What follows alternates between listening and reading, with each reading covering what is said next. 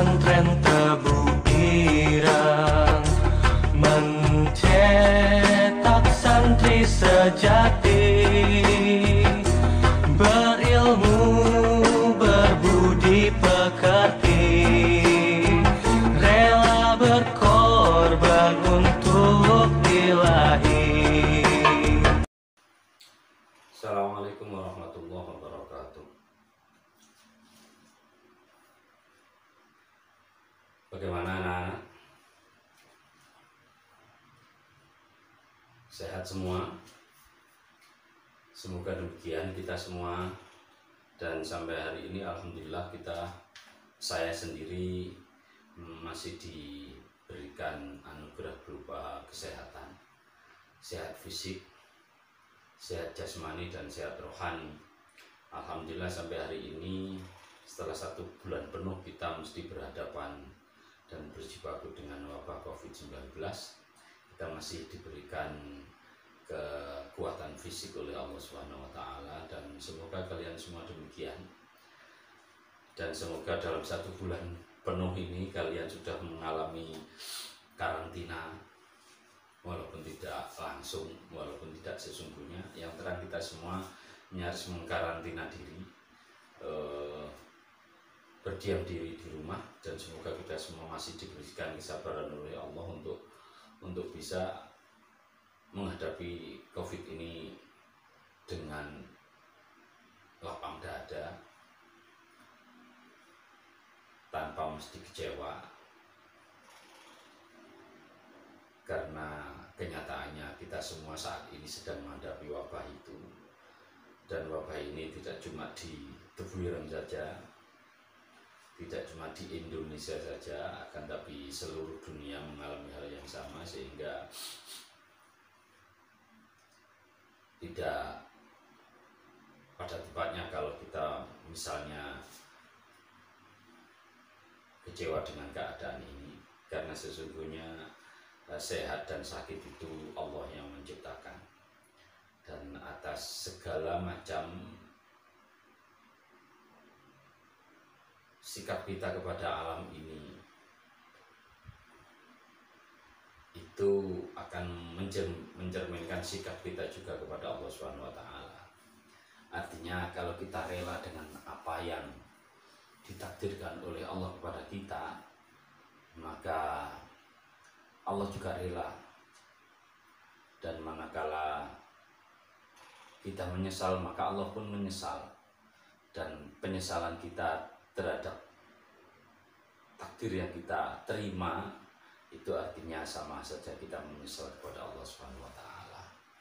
Dan penyesalan kita bagi Allah tidak ada apa-apanya, akan tapi penyesalan Allah kepada kita tentu sesuatu yang sangat merugikan kita semua. Anak sekalian yang saya cintai, alhamdulillah setelah 1 bulan ini kita bisa bertemu pertama kali pada saat ini, walaupun hanya dalam format online. Semoga format online ini tidak mengurangi kebarokahan, tidak mengurangi barokah belajar kita. Walaupun bisa jadi kita merasakan ada perbedaan yang cukup besar antara pertemuan langsung sama pertemuan online semacam ini. Akan tapi karena ini pertemuan adalah kita lakukan dalam keadaan darurat, kita mesti harus berpisah tempat, karena kita mesti harus menahan diri untuk tetap diam di rumah.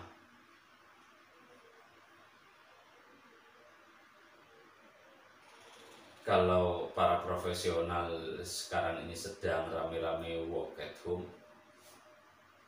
sekarang kita rame-rame student at home, study at home, belajar di rumah, dan sekolah di rumah.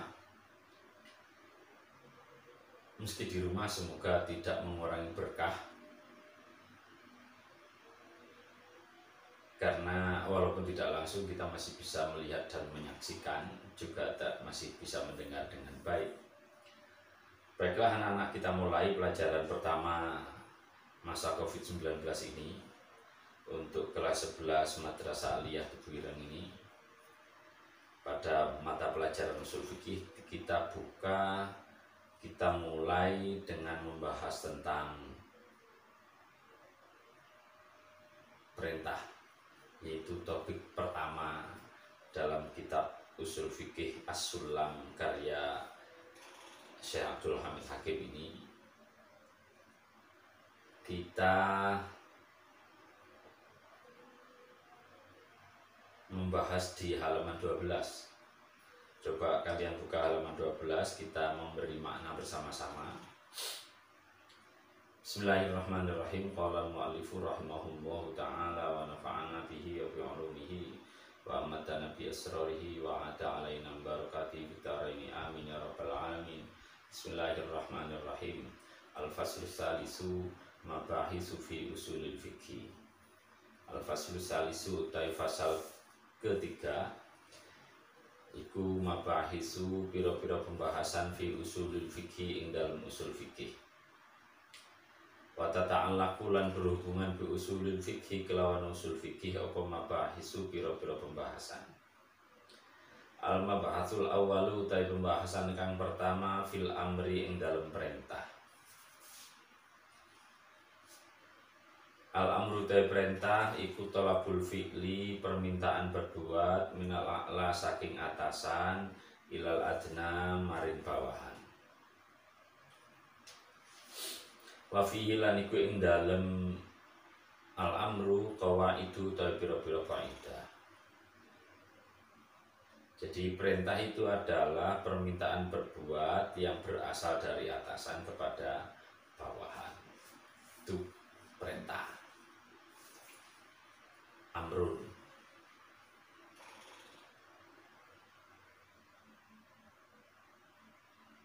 Di dalam bahasa Indonesia perintah itu jelas berbunyi perintah begitu.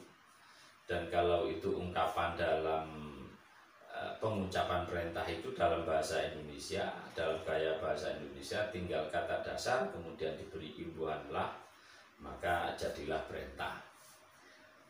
Pergilah, makanlah, buanglah, nyahlah, itu semua perintah.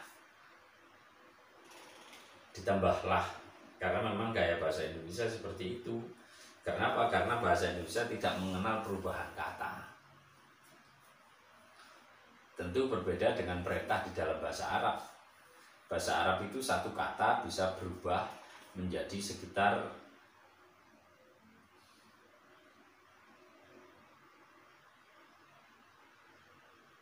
20 varian kata, bisa lebih 20 lebih varian kata itu di dalam bahasa Arab. Nah, contoh misalnya dari kata yansuru bisa menjadi yansuroni, yansuruna, unsur, unsuru, unsuroni, unsurna, dan seterusnya. Bisa menjadi nasoro, nasoro, nasoru, nasorot, bisa menjadi nasoro yang suruh nasron, waman soron, fawa nasirun, itu tinggal dikalikan. Dan masing-masing bisa berubah sebanyak itu. Karena itu bahasa Arab sesungguhnya sulit. Bahkan lebih sulit ketimbang bahasa Inggris. Sesungguhnya begitu. Akan tapi karena apa? Kita itu seringkali merasakan bahasa Inggris lebih sulit ketimbang bahasa Arab. Itu tidak lain karena kita sering menggunakan bahasa Arab. Bahasa Arab lebih sering kita gunakan ketimbang bahasa Inggris. Sama halnya bahasa Indonesia, bahasa Jawa itu mudah karena kita paling sering menggunakan bahasa Indonesia dan Jawa. Lebih sering ketimbang menggunakan bahasa Arab, lebih sering lagi ketimbang menggunakan bahasa Inggris.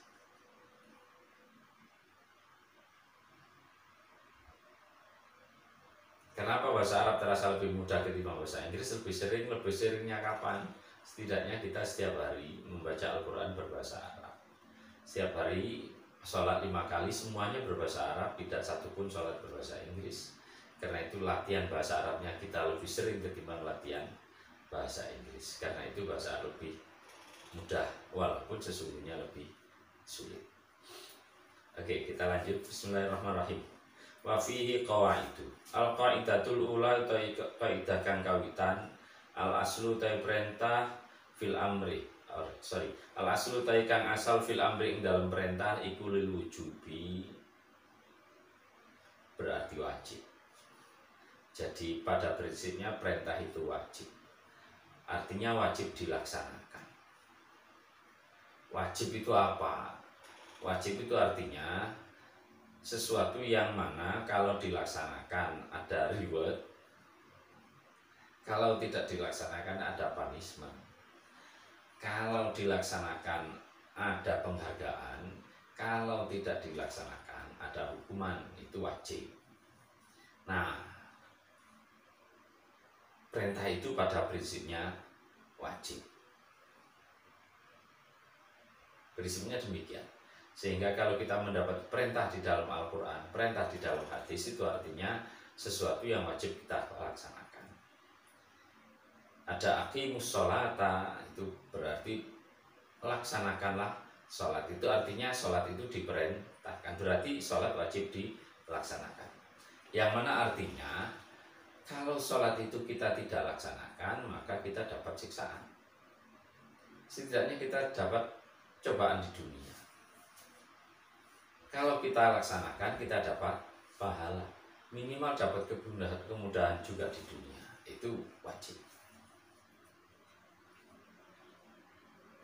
Atu zakata, laksanakan zakat. Itu artinya bayarlah zakat. Itu artinya bahwa zakat itu sesuatu yang harus dibayar. Artinya kalau tidak mau bayar zakat, ya dapat siksaan. Kalau mau membayar zakat dapat pahala. Itu makna wajib. Nah, setiap perintah itu bermakna wajib, minimal seperti itu, atau pada dasarnya seperti itu. Pada dasarnya perintah itu wajib dilaksanakan. Namun demikian, pada konteks tertentu, pada siyakul kalam tertentu, kita bisa menemukan bahwa perintah itu tidak wajib dilaksanakan, hanya sunnah. Bahwa perintah itu bahkan sesuatu yang harus ditinggalkan. Itu bisa jadi kita dapati itu di dalam Al-Quran dan hadis. Hadza utawi kiki al asul fil amri lil wujubi iku ma kaidah alaihi kang iku ing atase ma al jumhur utawi mayoritas ulama. Wastadallu lan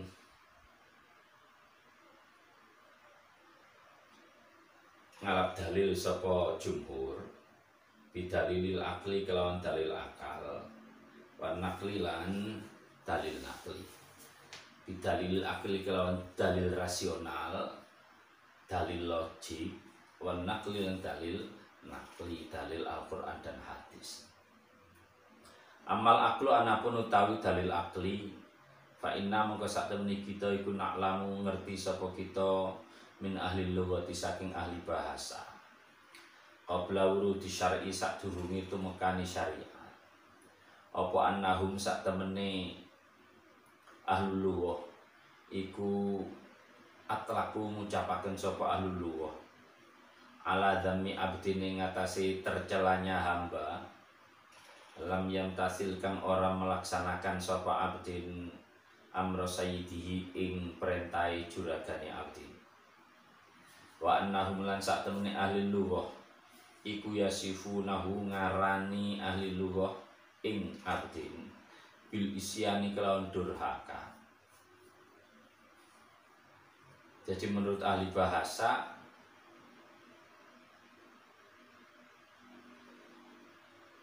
bahwa seorang hamba yang tidak mematuhi perintah juragannya disebut durhaka.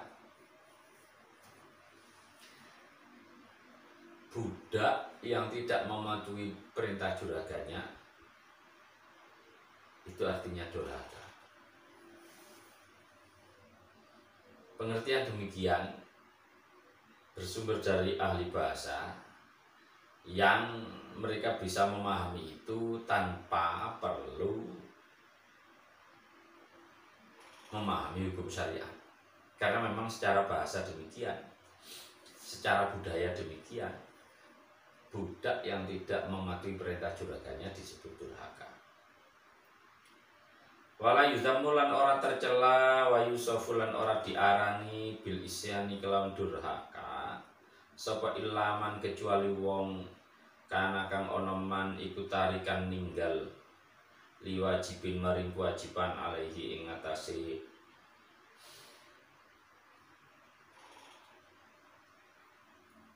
man.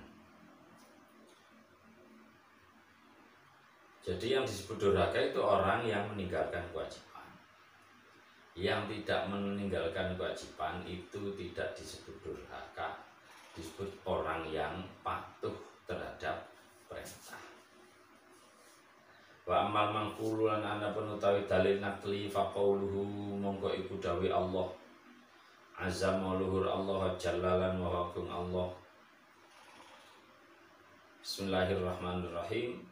Falyahzar mongko becik wedi sapa alladzina wong akeh yukhalifuna kang melanggar sapa alladzina an amri saking perintahe Allah. Uti antusiba ing yen to menimpa hum ing alladzina apa fitnatun cobaan au yusibahum utawa menimpa ing alladzina apa adzabun siksaan alimun kang menyakitkan.